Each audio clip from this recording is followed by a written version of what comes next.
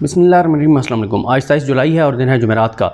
बात करते हैं आइंदा का जो मंजरनामा है, जो कि किसी हद तक खौफनाक भी नज़र आता है और मौजूदा सूरत हाल है क्या, शहर इक़्तिदार में क्या चल रहा है। देखिए, मैं ये समझता हूँ कि इमरान ख़ान की गिरफ़्तारी या अदम गिरफ़्तारी से मामला बहुत आगे चला गया हुआ है। इमरान ख़ान के इक़्तिदार में आने या ना आने से मामला बहुत आगे चला गया हुआ है, क्योंकि अगर आप इस वक्त तक की बात करें, जो इस वक्त जब मैं आज बात कर रहा हूँ, तो कुछ चीज़ें तयशुदा हैं। वो क्या चीज़ें? नंबर 1 ये तयशुदा है कि तसव्वुर ही नहीं है कि तहरीक इंसाफ को इक़्तिदार में आने दिया जाए। नंबर 2 तसव्वुर भी नहीं है कि इमरान ख़ान इलेक्शन लड़ें। तसव्वुर भी नहीं है कि इमरान ख़ान मतलब जब इलेक्शन नहीं लड़ेंगे तो फिर वज़ीर-ए-आज़म बनना तो बहुत दूर की बात है।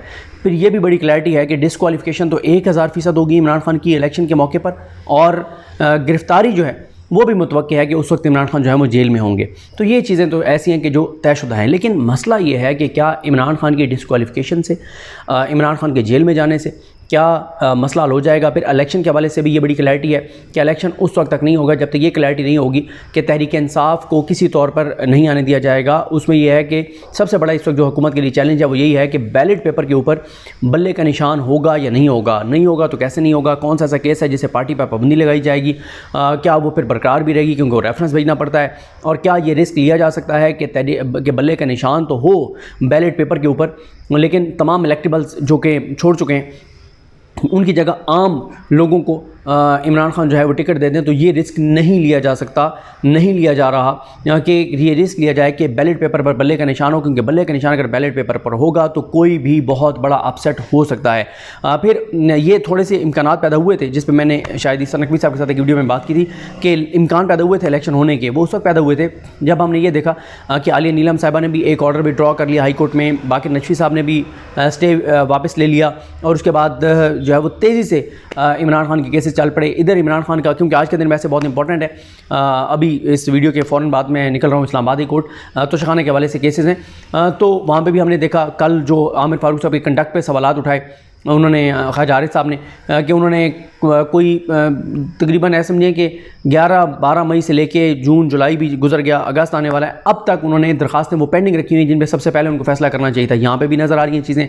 तो ये सारी चीज़ें जो है, और ख़ास तौर पे लाहौर हाई कोर्ट से जिस तरह से ऑर्डर्स वापस लिए गए हैं, स्टे वापस लिए गए हैं और तेज़ से चले, तो एक इम्कान पैदा हुआ था। और उसकी वजह शायद ये थी कि क्योंकि IMF के साथ हमारा जो मुआहदा हुआ है, शायद IMF की ये शर्त है कि इलेक्शन होने चाहिए, या यूरोपियन यूनियन के जो वफादाना है या जो इंटरनेशनल को हम समझते हैं कि वो प्रेशर आ सकता है, उस वक्त ये इम्कान पैदा हुआ था कि शायद इलेक्शन होने जा रहे हैं। लेकिन अभी तक आप देखें कि ना कोई इलेक्शन कैंपेन शुरू हुई है, ना पार्टियों ने को बोर्ड बनाए हैं, ना कोई उम्मीदवार सेलेक्ट हो रहे हैं, ना कोई 1% भी इलेक्शन का माहौल नहीं बना। हालांकि होता यह है कि जब हुकूमत कोई आखिरी महीना उसका रह गया होता है तो उसका आखिरी महीना क्या, पहले 1.5-2 माह बाद, 1.5-2 माह पहले इलेक्शन कैंपेन शुरू हो जाती है, जलसे शुरू हो जाते हैं, हुक्मरान जमात जलसे करने शुरू कर देती है, सरकारी फंड्स के ऊपर जलसे शुरू करने देती है, लेकिन हमें कहीं पे जलसे नज़र नहीं आते, कोई एक्टिव नज़र नहीं आता। फिर नून लीग तो कहती है कि उस वक्त इलेक्शन होंगे जब सजाए अपना मुजरिम, इश्तिहारी, फरारी, मफरूर, भगोड़ा, वो जो पाकिस्तान के इदारों को मतलूब है, जो पाकिस्तान बाहर बैठा हुआ है, वो आएगा तो इलेक्शन होंगे, वो भी पाकिस्तान नहीं आ रहा। तो इस सारी सूरत हाल में इलेक्शन तो नज़र नहीं आ रहे। और एक लम्हे के लिए हम ये बात करें कि इलेक्शन हो भी जाएँ, क्योंकि देखें ना, इमरान ख़ान तो डिस्क्वालीफाई होंगे, साइफर के ऊपर उनके तेज़ी से काम चल पड़ा है, अलकादिर ट्रस्ट के ऊपर तेज़ी से काम चल पड़ा है, तोशाखाना के ऊपर तेज़ी से काम चल पड़ा है, निकाह के हवाले से कि जनाब वो गैर शरई था, वो तेज़ी से मामला चल पड़ा है, वो सारी चीज़ें तेज़ी से चल रही हैं। चलें, एक लम्हे के लिए हम ये कह देते हैं कि इमरान ख़ान नहीं होंगे, PTI भी नहीं होगी, इलेक्शन हो गया, दोबारा ये 15 जमातें आ जाएंगी। लेकिन मसला ये है कि इन 15 अब ये 16 हो जाएंगी, क्योंकि 14 ये हैं जो इस वक्त इक़्तिदार में है। इस्तेकाम पाकिस्तान पार्टी भी, उसको भी इक़्तिदार में लाया जाएगा, PTI पार्लियामेंटेरियन, उसको भी इक़्तिदार में लाया जाएगा, जैसे तैसे करके 16 जमातें हो जाएंगी, जो इस मुल्क को यहाँ तक तबाही और बर्बादी तक पिछले 15-16 माह में लाने वाली ये 14 जमातें हैं, और फिर ये 16 हो जाएंगी। क्या ये मुल्क को निकाल पाएंगी? क्योंकि मैं आपको कह रहा हूँ ना, खौफनाक मंजरनामा है, चैलेंजेस कुछ और हैं। अब चैलेंज इमरान ख़ान नहीं है, मुझसे आप पूछें, चैलेंज इमरान ख़ान नहीं है, क्योंकि आप तय कर चुके हैं कि इमरान ख़ान नहीं होगा। ठीक है, आप तय हो गया इमरान ख़ान नहीं होगा, लेकिन मसला क्या है? जो भी हुकूमत आएगी उसके लिए चैलेंजेस क्या क्या होंगे? भाई, मसला ये है कि अगले 2 सालों में $72 अरब हमने देने हैं, और अभी भी हमारे ज़र मुबादला के जो ज़खायर हैं वो सारे मांगे ताकेंगे, भीख के हैं। भीख लेके शहबाज शरीफ ईद के दूसरे दिन आके 1 घंटे और मैं 58 मिनट की प्रेस कॉन्फ्रेंस करते हैं और कहते हैं कि जनाब मैंने भीख ले लिया है, भीख मिल गई है मुबारक को, और फ़लाँ किस्म बड़ा किरदार है। और फिर जो है वो IMF के साथ डील करने के लिए जो पाकिस्तान के अंदर जो ये तबाही और बर्बादी लाए, जो महंगाई, जो चीज़ें वो सारी आपके सामने हैं। अब मसला यह है कि सबसे बड़ा चैलेंज $72 अरब आपने देने हैं। $1 अरब के लिए आपने IMF के आगे लेट के घुटने टेक के नाक से लकीरें निकाली हैं, तब जाके आपको $1 अरब या उससे थोड़े से ज़्यादा आपको दिए गए हैं। ये सबसे बड़ा एक मसला है। फिर आपके ज़रिए मुबादला के जो ज़खायर हैं, अगर सिर्फ आप LCs खोल दें तो आपके ज़रिए मुबादला के ज़खायर ख़त्म हो जाएंगे, ज़ीरो हो जाएंगे। आपने अभी भी जो ज़रिए मुबादला के आपके ज़खायर हैं, जो आपने एक्सपोर्ट और इंपोर्ट में जो फ़र्क आपने उसको जिस तरह से मिनिमाइज़ किया है, वो आपने किस तरह से किया? आपने इंडस्ट्री का गला घोंट दिया है, सारी इंपोर्ट्स रोक के गला घोंट दिया, इंडस्ट्री बंद हो गई है, लाखों करोड़ों लोग बेरोज़गार हो गए हैं, 76 साल महंगाई का रिकॉर्ड टूट चुका है, लोग बिल्कुल मायूस हो चुके हैं, लोगों को अंधेरा नज़र आ रहा है, लोगों को कोई पाकिस्तान का फ्यूचर नज़र नहीं आ रहा, हर दूसरा पाकिस्तानी पाकिस्तान छोड़ के जाना चाहता है। लोग जान हथेली पे रख के और डंकी लगा के जा रहे हैं। यूनान कश्ती हादसे में जिस तरह से हमारे इतने नौजवान, हमारे लोग डूबे, वो आपके सामने हैं। लोग आज भी जा रहे हैं गैर कानूनी तरीके से, कानूनी तरीके से। आप जाएं एम्बेसीज में, आप देखें जो ये जो प्रोसेस होता है कि आप वीज़ा लेने के लिए, बाहर जाने के लिए 1.5 साल के टाइम मिल रहे हैं। ये हालात कर दिए गए हैं पाकिस्तान के इन 15-16 माह में इस हुकूमत ने, जो कि 14 जमातों में मुश्तमिल थी, और इन्होंने ही जो है वो आगे आना है। तो फिर मुझे बताएं किस तरह से चीज़ें आगे चलेंगी अगर इन्होंने ही दोबारा आना है तो फिर इसके बाद फिर ये देखें आप, बिजली जिस हद तक महंगी हो गई है, ना आप घर का बिल दे सकते हैं, ना आप दुकान का बिल दे सकते हैं, ना आप इंडस्ट्री चला सकते हैं, ना आप मिल चला सकते हैं, ना आप फैक्ट्री चला सकते हैं। बिजली की कीमतें वहाँ पहुँच गई हैं, पेट्रोल की कीमतें आपके सामने हैं। इंटरनेशनल मार्केट में खुदा ना खास्ता ऑयल प्राइसेस बढ़ गई तो हम तो 3 महीने नहीं निकाल सकते। फिर गैस की कीमतें आप देख लें, 76 साल महंगाई का रिकॉर्ड टूट गया है। आटे की कीमत आप देखें, चीनी की कीमत आप देखें, हमारी ज़राअत जिसके ऊपर आप फोकस हुआ है SIFC के तहत, लेकिन उसमें 3 से 5 साल लगेंगे। फौरी तौर पर जो मौसमियाती तब्दीलियों के इससे नुकसान हो रहे हैं, अभी हमें करने पड़ेंगे। $10 अरब की हम ग़िज़ाई अजनास जो है वो इंपोर्ट करते हैं, अभी हमारे पास पैसे जो हैं वो हैं नहीं। फिर इसी तरह से ये भी एक बड़ा सवाल है कि अगर निगरान सेटअप को आप आगे लंबा करेंगे अगले को, जिसमें अब इम्कानात दोबारा नज़र आ रहे हैं, जैसे कानून साजी हुई हैं, क्या काजी फैसल साहब ऑन बोर्ड होंगे? अगर वो ऑन बोर्ड हैं, जो बताया जाता है कि वो ऑन बोर्ड हैं, सब ओके है, काजी फैसल के साथ मामला तय हैं, तो मसला ये है कि क्या याहिया अफरीदी साहब उनके साथ होंगे? याहिया अफरीदी साहब आप देख लें, वो 2 केसेस इमरान खान के उनके सामने लगे, दोनों ने ऐसे फैसले दिए, इस पर आप सवाल नहीं उठा सकते। मिलिट्री कोर्ट्स वाले केस में उन्होंने नोट लिखा कि फुल कोर्ट होनी चाहिए, लेकिन काजी फैसल और सरदार तारिक मसूद अगर उठ के गए तो ये उठ के नहीं गए, जो याहिया अफरीदी साहब हैं उठ के नहीं गए। फिर इस वक्त आप देखें जो निगरान हुकूमतें हैं पंजाब में, पंजाब की निगरान हुकूमत जो तबाही और बर्बादी लेके आई है वो आपके सामने है। लाहौर में जो आपने बारिशों के बाद सूरत हाल देखी, KPK खुद मान रहे हैं कि हाँ यह हमारी जमातों के मिनिस्टर हैं। KPK, कल मैं वीडियोज़ देख रहा था, सबूक सईद साहब ने एबटाबाद की ट्वीट की हुई थी, KPK में दहशत गर्दी 3 गुना बढ़ गई, बैड गवर्नेंस है, तबाही है, बर्बादी है, लोगों की जानो माल महफूज नहीं है, KPK में बैड गवर्नेंस है, हमारी जो सियाहत है वो बर्बाद हो गई है। बड़ी अजीब सूरत हाल है, बहुत खौफनाक सूरत हाल है। KPK की निगरान सूरत हुकूमत की भी, और वहाँ पे लूट मार अरूज के ऊपर है।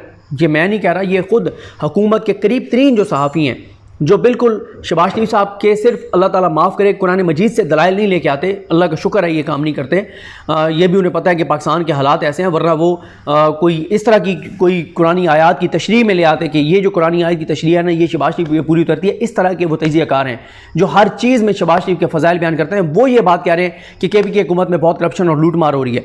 वो जो PDM के सबसे बड़े सपोर्टर हैं, जो इमरान खान के सबसे बड़े चंद दुश्मन हैं, उनमें से फिर आप देख लें दीदा दलेरी से चीज़ें हो रही हैं। ब्यूरोक्रेसी को वहाँ पर 2 अरब से ज़्यादा की गाड़ियाँ जो है वो पंजाब में लेके दी जा रही हैं और डटे हुए हैं वहाँ इंतहाई बेशर्मी के साथ जो निगरान वज़ीर आला पंजाब में।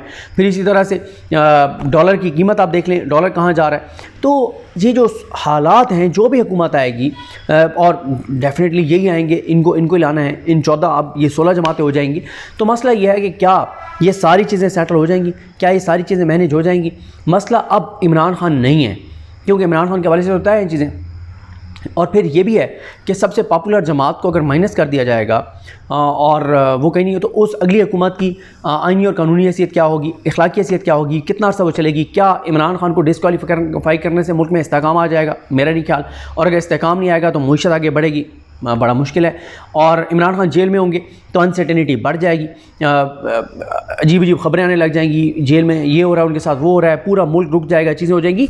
तो एक हम बड़ी अजीब सी सूरत हाल में आकर खड़े हो गए हैं, जहाँ पर जो ऑप्शन है वो यही 14 जमातें हैं, 2 और ऐड होंगी, 16 हो जाएंगी। 16 जमातों को दोबारा इक़्तिदार देना जिन्होंने 16 माह में मुल्क की बुनियादें हिला दी हैं, मुल्क की बुनियादें खोली कर दी हैं, मुल्क को तबाह और बर्बाद कर दिया है। लोग मायूस हैं, लोग पाकिस्तान छोड़ के जाना चाहते हैं, हर दूसरा पाकिस्तानी पाकिस्तान छोड़ के जाना चाहता है। जो यहाँ से लोग प्रॉपर्टीज़ बेच के पैसा बाहर ट्रांसफ़र कर रहे हैं, जो बाहर से रेमिटेंसेस भेजते थे वो पैसा बाहर होल्ड कर रहे हैं। तो कैसे इन हुकूमत के इन्हीं लोगों के वापस आने से क्या बदल जाएगा? फिर बेहतर यही था कि इलेक्शन कराने के बजाय इनको एक्सटेंशन दे दी जाती साल की। अगर काजी फाइज साहब जो बताया जा रहा है कि ऑन बोर्ड हैं निगरान सेटअप को तवील करने के लिए, तो फिर इन्हीं को काजी फैसल साहब के साथ मिलके, यानी काजी फैसल साहब जब तक थे उस वक्त तक तो इनको आप चला लेते, और उसके बाद फिर इजाज़ुल हसन साहब भी आ जाते तो उनके फैसले कौन से आपने मान लेने थे। तो एक आइंदा का जो मंजरनामा है मैंने आपको बताया है कि अब इमरान खान की गिरफ्तारी, अदम गिरफ्तारी बहुत पीछे रह गई। गिरफ्तार करना हो तो अभी 1 घंटे में वो गिरफ्तार हो सकते हैं, क्योंकि इस वक्त ऑर्डर कोई ऐसा नहीं है कि उनको खुफिया FIR में गिरफ्तार नहीं किया जा सकता, ऐसा कोई ऑर्डर नहीं है, और कोई जज भी उनकी ज़मानत खारिज कर सकता है, कोई मसला नहीं है। तो अभी इसका मतलब यह कि इमरान खान की गिरफ्तारी का फैसला हुआ ही नहीं है, इसलिए वो गिरफ्तार नहीं हुए, और मामला अब इमरान खान से आगे है। अब आगे को कोई हल नज़र नहीं आ रहा कि इनको दोबारा लाएंगे, ये कैसे होगा। 14 से 16 जमातें हो जाएंगी। पहले ये इस देखें, इन 16 जमातों ने पूरे इनका फोकस आपस की लूट मार बंदर पांट पे रहा। वो पैसे ज़्यादा बना रहा है, मैं कम बना रहा हूँ, फिर उसको दिया, उसने कहा अच्छा ये 2 बना रहे हैं, हमें क्यों नहीं मिल रहा, अच्छा वो 3 बना रहे हैं, चौथा हम का, 5 ने कहा अच्छा फिर मेरे बगैर तो हुकूमत चल, मैं जा रहा हूँ, नहीं तुम भी ले लो। छठे ने कहा ये तुम 5 मिल के खा रहे हो, हमें लिफ्ट ही कोई नहीं है।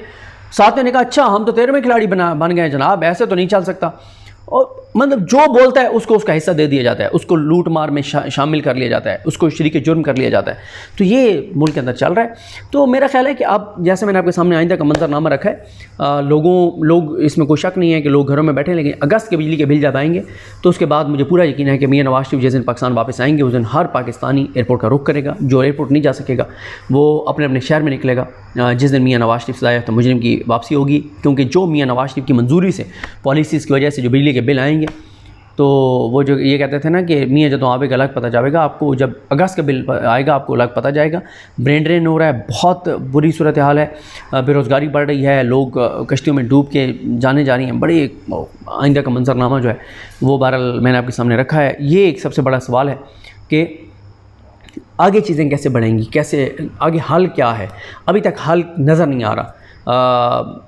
हल SIFC अगर है लॉन्ग टर्म हो सकता है, 3 से 5 साल में चीज़ें बेहतरी की तरफ जा सकती हैं। शॉर्ट टर्म क्या है वो हल नज़र नहीं आता। और सबसे ज़्यादा जो परेशानी की बात है वो यही है कि अगर इन्होंने 14 से 16 जमातों ने वापस आना है तो फिर जो 16 माह में हुआ है इससे मुख्तलिफ क्या होगा। इससे नीचे ही हम जाएंगे, इससे ऊपर तो हम जा ही नहीं सकते।